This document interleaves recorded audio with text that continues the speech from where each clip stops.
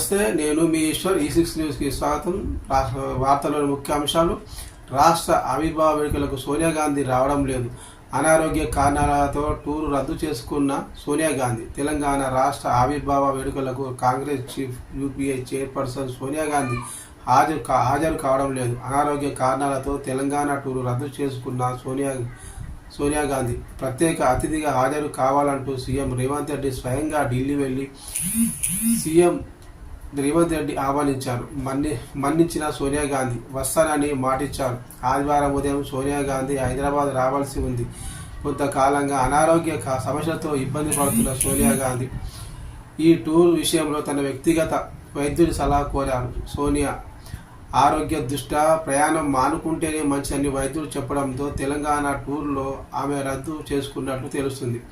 అనారోగ్య కారణాలతో రాష్ట్ర అవతరణ వేడుకలకు సోనియా హాజరు కావడం లేదని ఏఐసిసి ఓ ప్రకటనలో తెలిపింది.